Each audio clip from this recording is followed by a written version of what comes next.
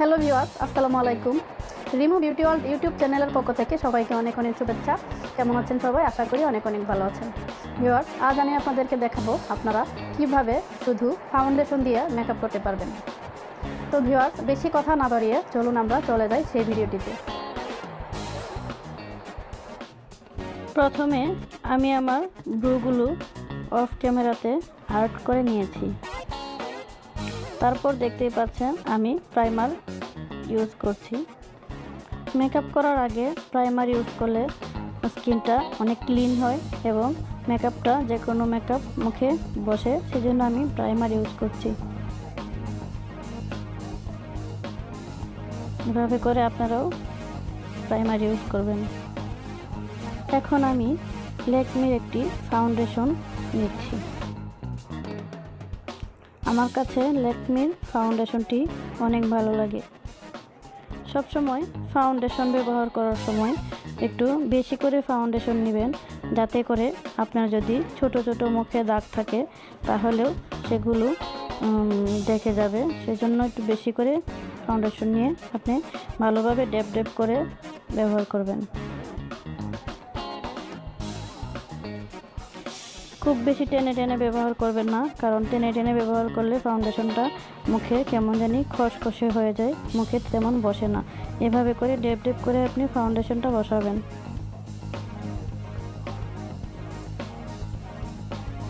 অনেকেই কি করে অল্প করে ফাউন্ডেশন নিয়ে মুখে ব্যবহার করে, সেই জন্য মুখ অনেকটাই কালো হয়ে যায়। একটু বেশি করে ফাউন্ডেশন নিয়ে ব্যবহার করলে আমি মনে করি আমার জন্য অনেক ভালো। দেখতেই পাচ্ছেন আমার ফাউন্ডেশনটি আমি সেট করে নিচ্ছি। তারপর ল্যাকমির একটি লুজ পাউডার নিয়ে আমি আমার ফাউন্ডেশনটাকে সেট করে নিচ্ছি। কখনো ফাউন্ডেশন দেওয়ার সাথে সাথে আপনি লুজ পাউডার ব্যবহার করবেন না। হালকা একটু শুকিয়ে গেলে তারপরে আপনি লুজ পাউডার দিয়ে সেট করে নেবেন ফাউন্ডেশনটা। তারপর আমি একটি ব্লেন্ডিং ব্রাশ নিয়ে আমি পাউডারটাকে ঝেড়ে নিচ্ছি।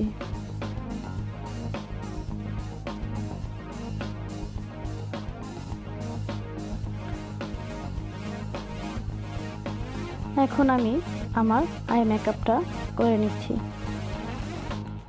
আমার চোখের নিচে আমি হালকা করে লুজ পাউডার দিয়ে নিচ্ছি, যাতে করে আমার মুখে শেডোগুলো লেগে না থাকে। আমি যখন ঝেড়ে নিব তখনই আমার মুখটা একদম ক্লিন হয়ে যাবে। ভিউয়ার্স, দেখতেই পাচ্ছেন আমি আমার ড্রেসের সাথে আমি আই মেকআপটা করে নিচ্ছি।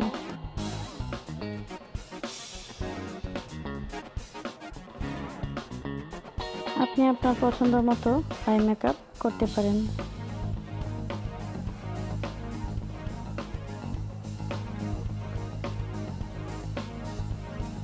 আমি আমার চোখের কোণায় আমি হালকা একটু কালারটা গাঢ় করে নিচ্ছি।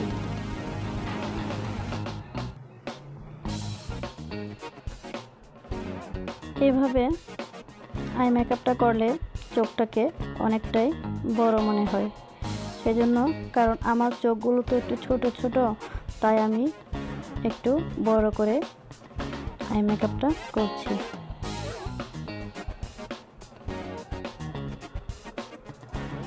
আমি চোখের এক পাশে হালকা গোল্ড কালার করে নিচ্ছি হালকা কনসিলার দিয়ে।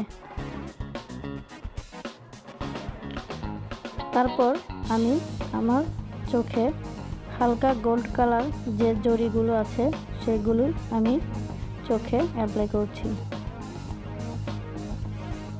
তারপর আমি আমার চোখে আইলাইনার পরে নিচ্ছি।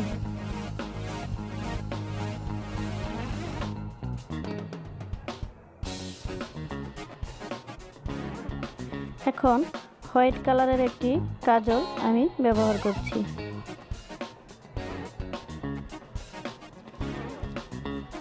হোয়াইট কালারের কাজলটি ব্যবহার করলে চোখটাকে অনেকটাই বড় বড় লাগে, সেই জন্য আমি হোয়াইট কালারের কাজলটাই বেশি ব্যবহার করি। এখন আমি আমার লুজ পাউডারগুলো ঝেড়ে নিচ্ছি।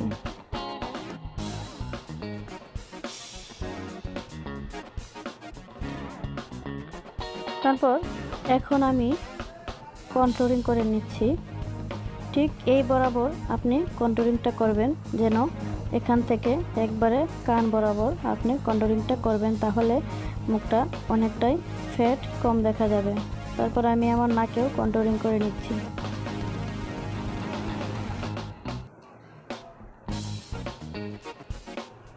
এখন আমি টেকনিকের একটি ব্লাশ অন ব্যবহার করছি।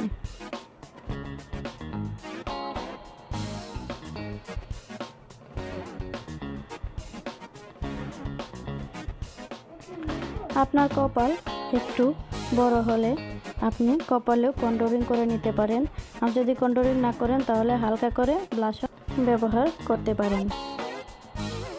আপনি চাইলে এই সাইডেও আপনি কন্ট্রোলিং করে নিতে পারেন।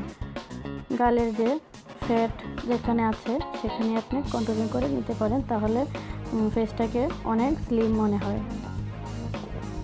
ভিউয়ার্স, দেখতেই পাচ্ছেন আমি এখন আমার চোখের নিচে একটু আইশ্যাডো দিয়ে নিচ্ছি।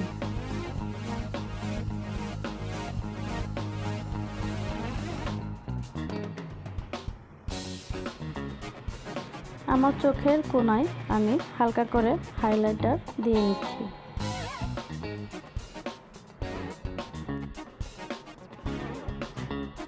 তারপর আমি W7 এর একটি হাইলাইটার ব্যবহার করছি।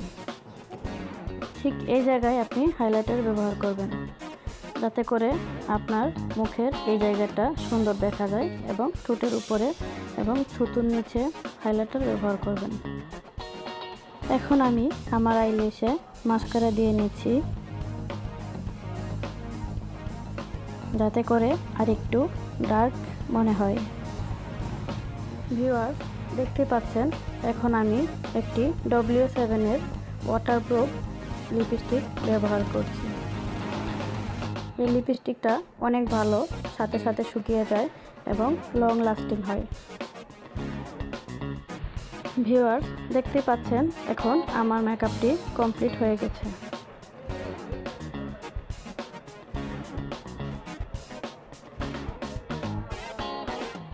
ভিউয়ার্স, এই ছিল আমাদের আজকের ভিডিওটি যদি আপনাদের ভালো লেগে থাকে তাহলে অবশ্যই লাইক, কমেন্ট, শেয়ার করবেন, এবং যদি আপনাদের কোনো রকম বুঝতে কোনো প্রবলেম হয় তাহলে অবশ্যই কমেন্ট করে জানাবেন।